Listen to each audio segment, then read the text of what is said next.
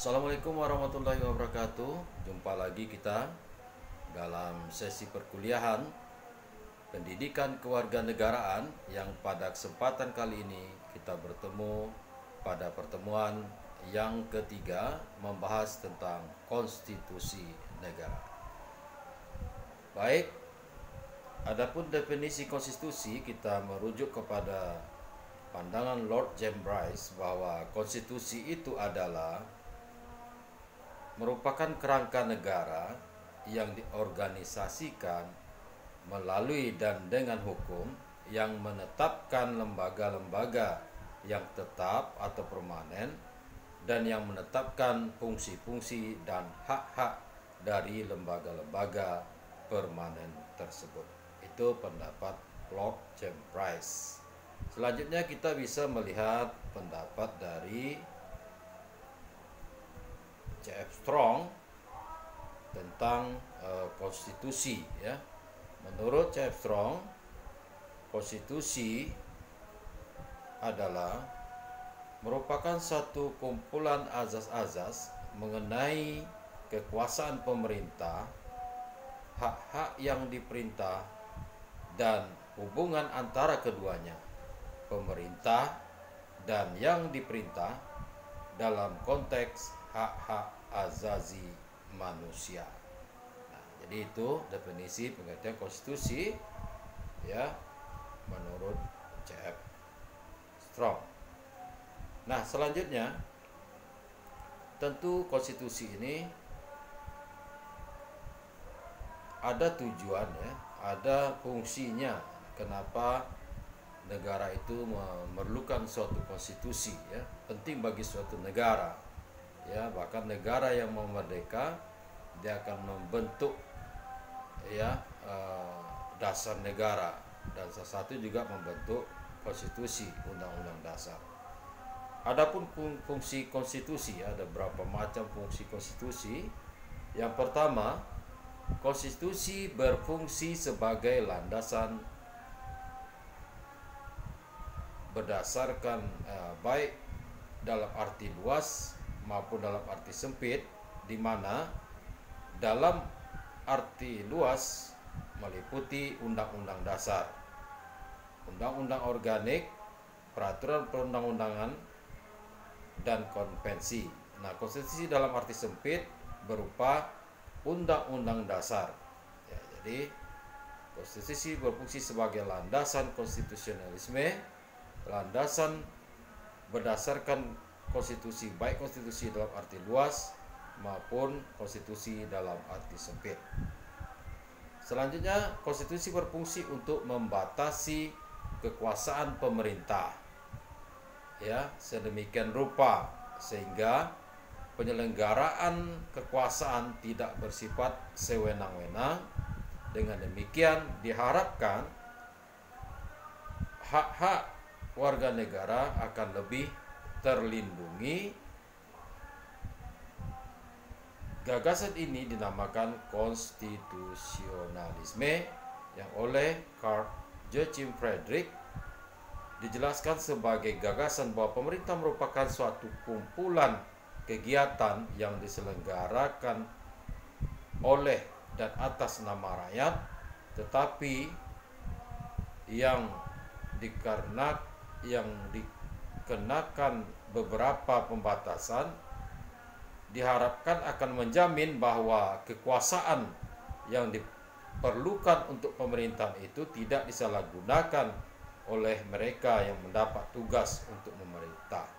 Jadi, pertama, konstitusi berfungsi sebagai landasan konstitusionalisme baik dalam arti sempit maupun dalam arti luas. Ya, konstitusi dalam arti sempit itu undang-undang dasar, sedangkan dalam arti luas itu bisa undang-undang dasar, undang-undang organik, peraturan perundangan, dan konvensi ya. Yang kedua, untuk membatasi kekuasaan pemerintah sehingga tidak terjadi kesewenang-wenangan oleh pemerintah karena ada pembatasan di dalam konstitusi, dan juga untuk menjamin, melindungi ya hak-hak warga negara ya, karena pemerintahan itu merupakan mendapatkan kekuasaan ya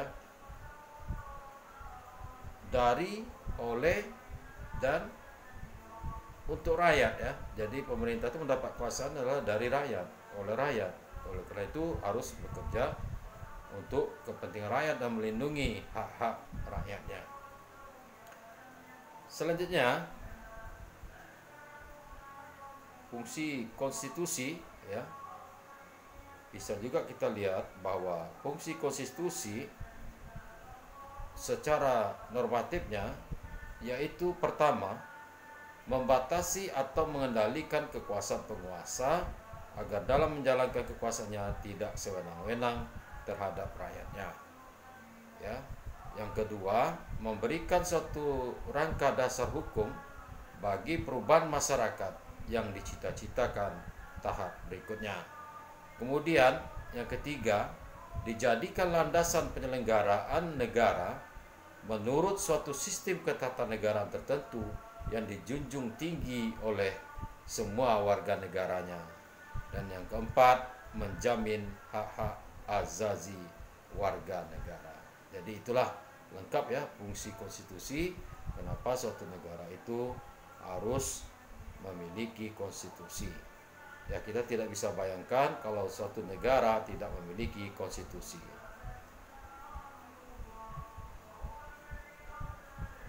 Baik, selanjutnya kita lanjutkan ya. Setelah kita tahu apa itu konstitusi, apa fungsinya, kali ini apa tujuan daripada konstitusi. Nah,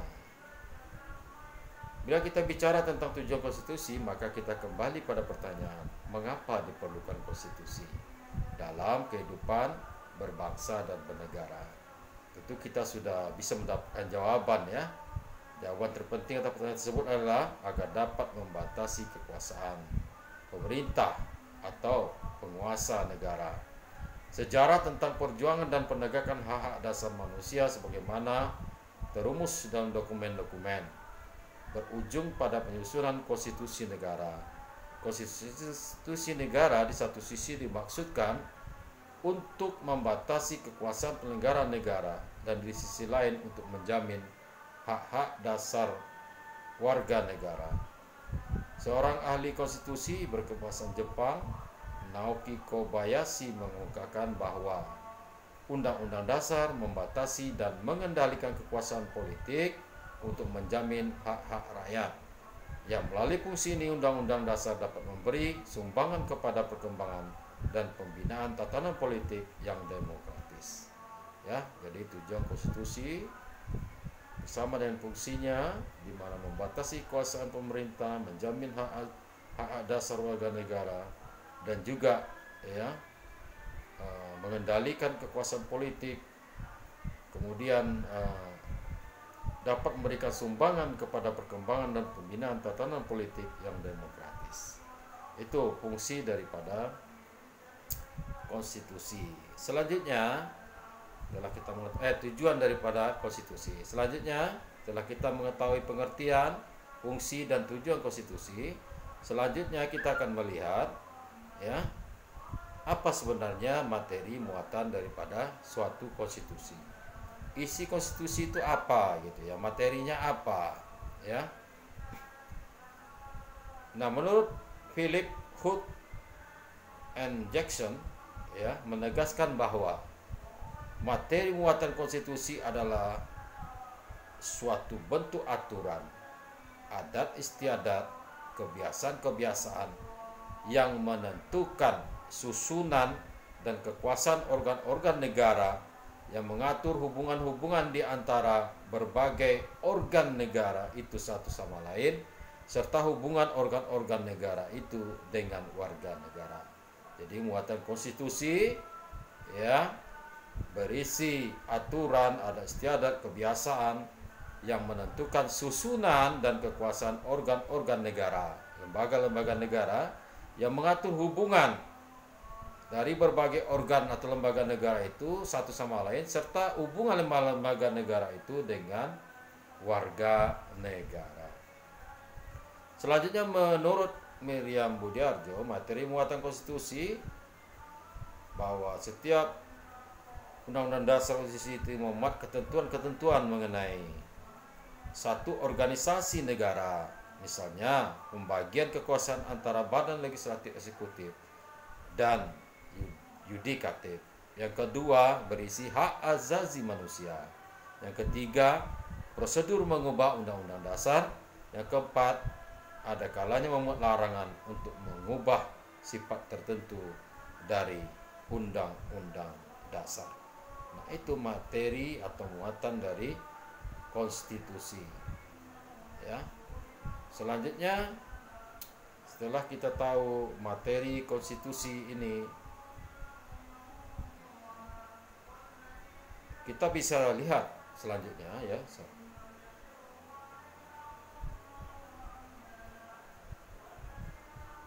Selanjutnya kita juga bisa melihat pendapat J.G. Steinbeck ya. Dia mengatakan bahwa materi muatan konstitusi sekurang-kurangnya bermuatan hal-hal sebagai berikut ya. Yang pertama, adanya jaminan terhadap hak asasi manusia dan warga negara. Yang kedua, ditetapkannya susunan ketatanegaraan yang bersifat fundamental. Dan yang ketiga, adanya pembagian dan pembatasan tugas kenegaraan yang juga bersifat fundamental. Sementara menurut K.C. Weir menegaskan bahwa dalam sebuah negara kesatuan perlu diatur dalam konstitusi ya. Pada azasnya hanya 3 masalah pokok. Yang pertama, struktur umum negara seperti pengaturan kekuasaan eksekutif, kekuasaan legislatif dan yudikatif. Kemudian hubungan dalam garis besar antara kekuasaan-kekuasaan tersebut satu sama lain. Dan yang ketiga, hubungan antara kekuasaan-kekuasaan tersebut dengan rakyat atau warga negara. Nah, jadi itu ya materi daripada konstitusi yang bagaimana telah diberikan pandangan-pandangan oleh para ahli ya. Apa itu konstitusi, muatan konstitusi. Baik, selanjutnya kita bisa melihat bahwa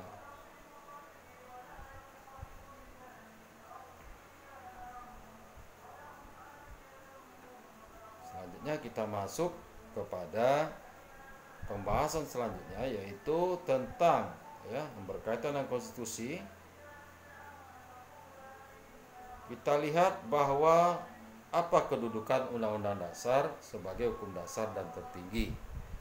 Nah, secara normatif, undang-undang tidak boleh bertentangan dengan Undang-Undang Dasar Negara Republik Indonesia 1945. Maka, jika ditemukan suatu norma dalam undang-undang bertentangan dengan Undang-Undang Dasar 45, maka dapat melahirkan persoalan konstitusionalitas undang-undang tersebut terhadap Undang-Undang Dasar 1945. Dalam sistem hukum di Indonesia, lembaga negara yang berwenang menguji konstitusionalitas undang-undang terhadap Undang-Undang Dasar Negara Republik Indonesia 1945 adalah Mahkamah Konstitusi. Ya, pengujian konstitusionalitas undang-undang adalah pengujian mengenai nilai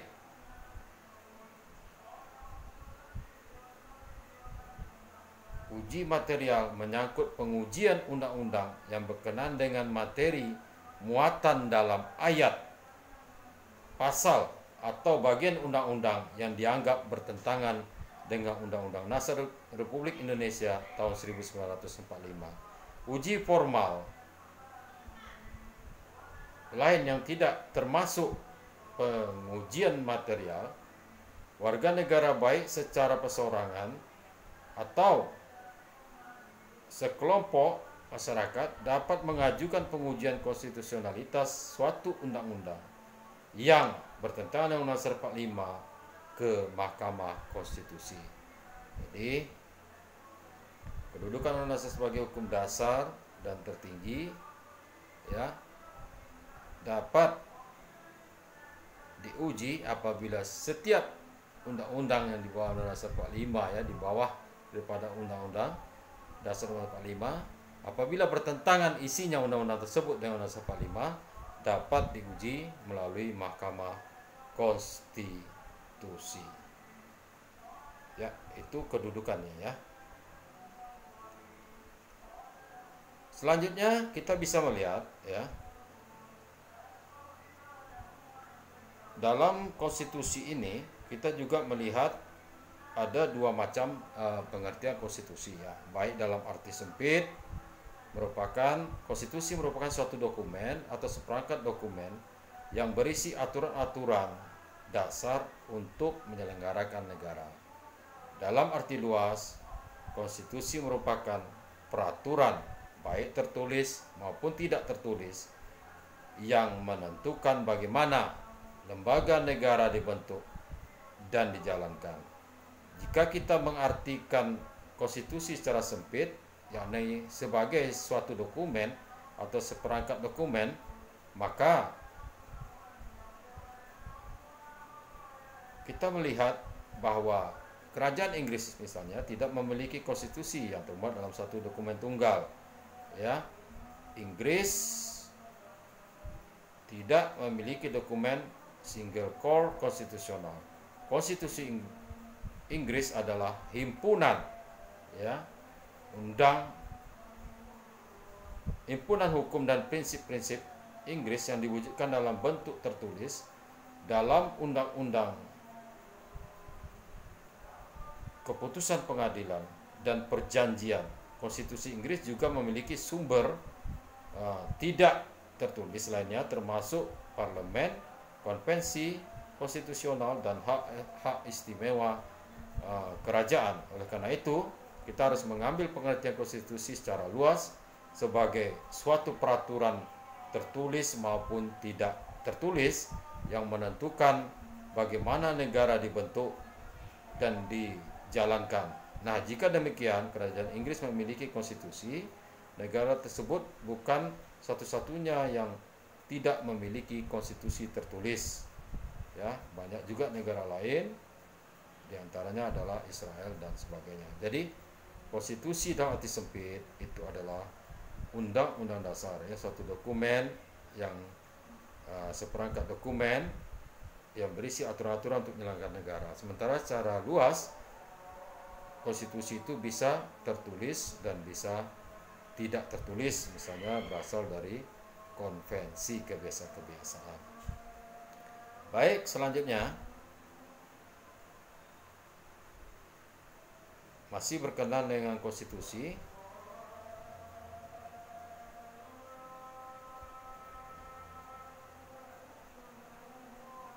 Kita bisa melihat bahwa pembatasan apa saja yang ada di dalam konstitusi. Yang pertama yaitu pedoman bagi presiden dalam memegang kekuasaan pemerintahan. Bisa dilihat dari pasal 4 ayat 1. Kemudian syarat-syarat yang harus dipenuhi oleh calon presiden dan calon wakil presiden. Pasal 6 ayat 1. Pembatasan masa jabatan presiden dan wakil presiden, misalnya di pasal 7. Pemberhentian presiden dan wakil presiden dalam masa jabatannya, pasal 7A dan 7B. Presiden tidak dapat membekukan dan atau membubarkan DPR, pasal 7C. Pernyataan perang, membuat perdamaian dan perjanjian dengan negara lain, pasal 11 ayat 1, ayat 2 dan ayat 3. Menyatakan keadaan bahaya, pasal 12. Mengangkat dan menerima duta negara lain, pasal 13 ayat 1, ayat 2 dan ayat 3. Pemberian grasi dan rehabilitasi, pasal 14 ayat 1. Pemberian amnesti dan abolisi, pasal 14 ayat 2. Pemberian gelar tanda jasa dan lain tanda kehormatan, pasal 15.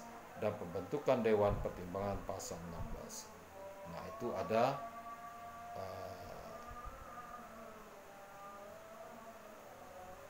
pembatas kekuasaan dalam konstitusi yang diberikan kepada presiden, ya. Jadi ada syarat-syarat, ada pembatasan masa jabatan, ada bagaimana pemberhentian dan sebagainya. Itu diatur di dalam konstitusi. Nah, ini bisa kita lihat bahwa konstitusi juga memberikan pembatasan kepada yang berkuasa atau penguasa atau yang memerintah, ya, secara konstitusi tertulis. Selanjutnya, sumber historis dari konstitusi, ya. Thomas Hobbes mengatakan bahwa kita akan dapat memahami mengapa manusia dalam bernegara membutuhkan konstitusi. Menurut Hobbes, manusia pada status naturalis bagaikan serigala, ya, hingga timbul adagium homo homini lupus, man is a wolf to his fellow man, artinya yang kuat mengalahkan yang lemah. Lalu timbul pandangan belum omnium contra omnes, perang semua lawan semua.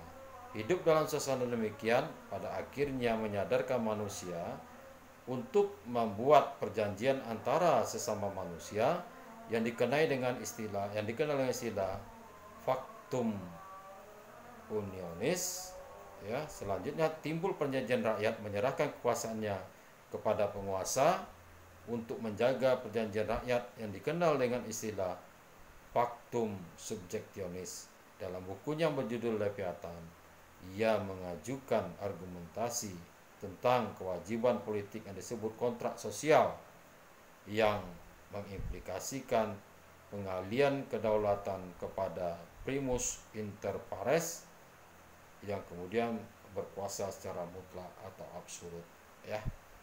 Jadi menurut Thomas Hobbes, konstitusi itu diperlukan, itu adalah perjanjian rakyat, ya, kontrak dari rakyat untuk menyerahkan kekuasaannya kepada penguasa untuk menjaga perjanjian rakyat tadi. Nah, dengan adanya konstitusi maka bisa menghindari, ya, kekuasaan secara mutlak oleh penguasa atau absolut, ya. Dari keadaan pertama awalnya secara historis konstitusi itu karena keadaan, ya, agar rakyat bisa terlindungi, ya, agar tidak terjadinya hukum rimba dalam kehidupan masyarakat yang kuat mengalahkan yang lemah, ya, atau maka masyarakat ingin menciptakan suatu keteraturan dengan adanya perjanjian kontrak sosial, ya, yang ini membuat suatu aturan bersama menyerahkan kekuasaannya kepada penguasa. Nah, yang berkuasa perlu juga harus diatur dalam suatu undang-undang agar kekuasaannya tidak bersifat mutlak atau absolut. Nah, selanjutnya kita bisa lihat dari konstitusi ini juga bahwa di dalam konstitusi di Indonesia khususnya kita bisa melihat bahwa terjadi dinamika dalam konstitusi Indonesia, di mana masa kemerdekaan kita itu sudah jelas menggunakan Undang-Undang Dasar Negara Republik Indonesia tahun 1945, ya, 18 Agustus 45 sampai dengan Agustus 1950, ya, dengan catatan mulai 27 Desember 1949 sampai dengan 17 Agustus hanya berlaku di wilayah RI proklamasi. Nah, kemudian ada lagi konstitusi RIS tahun 1949, ya, dari 27 Desember 49 sampai dengan 17 Agustus 1950. Kemudian ada lagi Undang-Undang Dasar 1919, Undang-Undang Dasar sementara, ya, tahun 1960, ya, dari 1950, ya, dari 17 Agustus 1950 sampai dengan 5 Juli 1959. Kemudian kembali kepada Undang-Undang Dasar Negara Republik Indonesia tahun 1945 masa Orde Lama, ya, 5 Juli 59 sampai dengan 1965. Begitu juga di masa Orde Baru menggunakan Undang-Undang Dasar Negara Republik Indonesia tahun 1945 dan sampai sekarang kita menjalankan Undang-Undang Dasar 45 secara murni dan konsekuen. Nah, selanjutnya apa yang kita bicarakan tentang konstitusi panjang lebar tadi, maka kita bisa merangkumnya dalam beberapa poin. Yang pertama, dalam arti sempit konstitusi merupakan suatu dokumen atau seperangkat dokumen yang berisi aturan-aturan dasar untuk menyelenggarakan negara. Sedangkan dalam arti luas konstitusi merupakan peraturan baik tertulis maupun tidak tertulis, yang menentukan bagaimana lembaga negara dibentuk dan dijalankan. Yang kedua, konstitusi diperlukan untuk membatasi kekuasaan pemerintah atau penguasa negara, membagi kekuasaan negara, dan memberi jaminan HAM bagi warga negara. Ketiga, konstitusi mempunyai materi muatan tentang organisasi negara, HAM, prosedur, mengubah undang-undang dasar. Kadang-kadang berisi larangan untuk mengubah sifat tertentu dari undang-undang dasar, cita-cita rakyat, dan azas-azas ideologi negara. Yang keempat, pada awal era reformasi adanya tuntutan perubahan Undang-Undang Dasar Negara Republik Indonesia 1945 didasarkan pandangan bahwa Undang-Undang Dasar 1945 belum cukup memuat landasan bagi kehidupan yang demokratis, pemberdayaan rakyat, dan penghormatan terhadap HAM. Di samping itu, dalam batang tubuh Undang-Undang Dasar Negara Republik Indonesia 1945 terdapat pasal-pasal yang menimbulkan penafsiran beragam atau multitafsir dan membuka peluang bagi penyelenggara negara yang otoriter, sentralistik, tertutup, dan praktik KKN. Itu di masa awal-awal reformasi. Kemudian kita juga bisa memberikan rangkuman dari apa yang telah kita pelajari tadi, bahwa